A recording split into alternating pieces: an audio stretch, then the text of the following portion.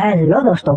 आज मैं एक्सप्लेन करने वाला हूँ एक न्यू मानवा। तो चलो बिना किसी देरी के वीडियो को शुरू करते हैं। मानवा की शुरुआत में हमें दिखाया जाता है कि जियांगजो सिटी के आसमान में एक नई स्पेटल रिफ्ट अपीयर होती है और उसमें से मोस्टर बाहर निकलने लगते हैं। सुपर हीरोज और मार्शल आर्टिस्ट उन मोस्टर से फाइट करने लगते हैं। तभी वुल्फ किंग कहता है, ये मामूली ह्यूमंस अभी भी रिसिस्ट कर रहे हैं, तुम्हारा नामो निशान मिटाना बस कुछ समय का मैटर है। तभी एक लड़की शोक रोकर कहती है, गोल्डन रैंक मोस्टर, क्या ये सी रैंक पोर्टल है? वुल्फ किंग आगे बढ़ते हुए कहता है, तुमने रियलाइज करने में देर कर दी, और अटैक कर देता है, लेकिन वो लड़की डोज कर देती है। तभी एक आदमी वहां आकर कहता है, इसे तुम मुझ पर छोड़ दो और जाकर दूसरे बीस्ट को एक्सटर्मिनेट करो। उसे देखकर सब खुश हो जाते हैं, वो तो मिस्टर वेन्युआन है। ग्रेट। कुछ देर बाद हम देखते हैं वो लड़की रिपोर्ट करती है, मिस्टर वेन्युआन की हेल्प से हमने सक्सेसफुली 6 ईयर डैमर वुल्फ ट्राइब को हरा दिया है। उसके सामने बैठा आदमी कहता है, वेल डन सर, एक और नई रिफ्ट, और वो भी सी रैंक।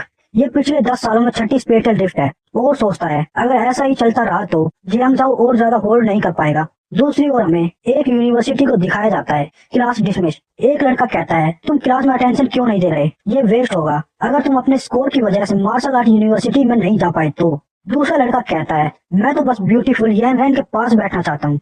हमें लिन येन रैन को दिखाया जाता है, जो कहती है, सू भाई तुम ग्रेजुएट होने वाले हो, तुम मार्शल आर्ट यूनिवर्सिटी जाओगे या फिर लिटरेचर एकेडमी में? सू भाई कहता है, मैं नहीं जानता, अगर मैं लिटरेचर एकेडमी में जाता हूँ तो मेरे ग्रेड्स बहुत एवरेज हैं, और इस ट्रबल टाइम में फॉरेन लैंग्वेज और मैथमेटिक्स का क्या यूज है? मार्शल आर्ट यूनिवर्सिटी जाने के लिए हमारी फैमिली वेल्दी नहीं है, हम उन सप्लीमेंट्स को अफोर्ड नहीं कर सकते, और मेरे पास कोई स्पेशल टैलेंट और एबिलिटीज भी नहीं है। और मन में कहता है, मैं और कहाँ जा सकता हूँ? दूसरे वर्ल्ड में आने पर क्या किसी तरह की अपॉर्चुनिटी या टैलेंट नहीं मिलते, लाइक सिस्टम और समथिंग? मुझे डाउट हो रहा है कि मैं टाइम ट्रेवलर हूँ या नहीं। लेकिन येन रैन कहती है, सू भाई तुम मेरे साथ लिटरेचर एकेडमी चलो, मेरे पास रास्ता है एकेडमी के अंदर जाने का, वो भी बिना एग्जाम दिए। तभी सू भाई के सामने सिस्टम अपीयर हो जाता है। सू भाई शोक होकर कहता है, क्या? लिन येन रैन कहती है, धीरे बोलो। सू भाई सोचता है, सिस्टम अचानक से मेरे सामने आ गया। सिस्टम में इंफॉर्मेशन दी गई है, होस्ट सू भाई, race human, rank beginner, age 18, constitution 4, agility 57, spirit 5, beast master characteristic. Host किसी भी लिविंग क्रीचर को अपना टेम बीस्ट बना सकता है। Talent infinity evolution. सू भाई कहता है, क्या ये मेरा सिस्टम है? तभी लिन येन रैन कहती है, सू भाई क्या हुआ, तुम्हें पसीने आ रहे हैं, क्या तुम ठीक हो? सू भाई कहता है, ऑफ कोर्स दूसरे इसे नहीं देख सकते, और लिन येन रैन का हाथ पकड़कर कहता है, मैं ठीक हूँ। दूसरे स्टूडेंट सू भाई से जेलस होने लगते हैं और कहते हैं, अपने हाथ को दूर रखो, मेरी गोडेस को टच मत करो, मैं तुम्हें सबक सिखाता हूँ। तभी एक टीचर आकर कहती है, एवरीवन शांत हो जाओ, मेरे पास तुम सबके लिए गुड न्यूज है। जियांगजाओ मार्शल आर्ट यूनिवर्सिटी ने एक नोटिस रिलीज किया है, अब से जो भी इंडिविजुअल अवेकन हो चुका है वो डायरेक्टली जियांगजाओ मार्शल आर्ट यूनिवर्सिटी को ज्वाइन कर सकता है। जिन स्टूडेंट में पोटेंशियल है वो मार्शल आर्टिस्ट बन सकते हैं। सभी स्टूडेंट ये सुनकर खुश हो जाते हैं, दैट्स ग्रेट, मैं डेफिनेटली मार्शल आर्ट यूनिवर्सिटी में जाऊंगा। उनकी टीचर कहती है, जो ऑलरेडी अपनी एबिलिटी अवेकन कर चुके हैं वो मेरे ऑफिस में आकर रजिस्टर कर सकते हैं। सू भाई सोचता है, इंटरेस्टिंग, अगर मैंने अपनी एबिलिटी अवेकन कर ली तो मैं बिना एग्जाम के मार्शल आर्ट यूनिवर्सिटी ज्वाइन कर सकता हूँ। लिन येन रैन सोचती है, सू भाई मार्शल आर्ट यूनिवर्सिटी में जाने के बारे में तो नहीं सोचा क्या वो? कुछ देर बाद हमारा हीरो स्ट्रीट पर चलते हुए सोचता है, मेरा नाम सू भाई है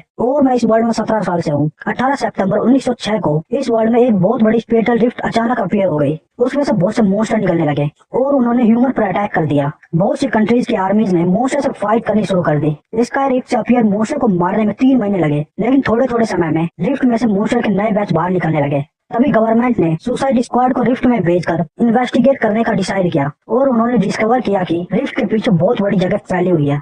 मोस्टर को रिफ्ट से लगातार बाहर निकलने से रोकने के लिए वेरियस कंट्रीज की मिलिट्रीज ने साथ में स्पेटल रिफ्ट के अंदर मिलिट्री बेस बनाने का डिसाइड किया और ह्यूमैनिटी का न्यू एरा ऑफिशियली शुरू हो गया। 6 मार्च 1907 में दूसरी स्पेटल रिफ्ट अपीयर हुई, 7 मई 1907 को तीसरी, इसी तरह चौथी, 5वीं और ज्यादा स्पेटल रिफ्ट अपीयर होने लगी जो पूरे वर्ल्ड में फैल गई। और हर पोर्टल के पीछे डिफरेंट मोस्टर रेस है, लेकिन सेम टाइम पर अर्थ पर स्पिरिचुअल एनर्जी बढ़नी शुरू हो गई और ह्यूमन में मार्शल आर्ट और सुपर पावर अवेकन होने लगी। सू भाई मन में कहता है, ह्यूमन और मोस्टर के बीच की वॉर अभी तक चालू है। जियांगजाओ मार्शल आर्ट यूनिवर्सिटी के नोटिस को देखकर लगता है जियांगजाओ की सिचुएशन ऑलरेडी बहुत डेंजरस है और कहता है, सिंस मैंने सिस्टम को एक्टिवेट कर लिया है, मुझे इस डेंजरस वर्ल्ड में अपनी फैमिली को प्रोटेक्ट करना होगा। मेरी स्ट्रेंथ को इम्प्रूव करने का सबसे अच्छा रास्ता मार्शल आर्ट यूनिवर्सिटी है। लकीली अब मेरे पास बीस्ट को टेम करने की एबिलिटी है, तो मैं यूनिवर्सिटी में बिना एग्जाम के जा सकता हूँ।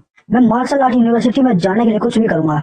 मैं आशा करता हूँ मैंने 10 साल से जो 2000 कॉइन जमा किए हैं वो काफी होंगे। और हमारा हीरो एक बीस्ट स्टोर में आ जाता है और सोचता है, मुझे याद है सिस्टम ने कहा था कि मेरे लिए जो भी सूटेबल बीस्ट होगा सिस्टम उसे ऑटोमेटिकली मेरे लिए डिटेक्ट कर लेगा, लेकिन कोई रिस्पॉन्स क्यों नहीं है? स्टोर की एम्प्लॉय कहती है, क्या मैं जान सकती हूँ तुम्हें क्या चाहिए? सुबाई कहता है, मैं एक बीस्ट टेमर हूँ, तुम्हारे पास किस तरह के बीस्ट है? स्टोर एम्प्लॉय कहती है, वहाँ पर देखो, वो ब्लैक कैट कॉमन है लेकिन बहुत एक्सपेंसिव है। उसमें नेदरवर्ल्ड कैट की ब्लड लाइन है जिससे वो आसानी से सिल्वर रैंक पर अपग्रेड हो सकती है। उसका प्राइस है 36,000 युआन। हमारा हीरो सोचता है वो बहुत एक्सपेंसिव है। स्टोर एम्प्लॉय कहती है, वहाँ पर वो 4 ईयर डॉग भी बढ़िया है, उसका प्राइस 33,000 युआन है। अगर तुम वहाँ देखोगे तो मुझे बताओ तुम्हें कौन सा। लेकिन एम्प्लॉय सॉल्व हो जाती है, वो लड़का कहाँ गया? हम हमारे हीरो को देखते हैं जो चलते हुए सोचता है, नो वे, वो बहुत एक्सपेंसिव था, और घर आकर कहता है मैं घर वापस आ गया।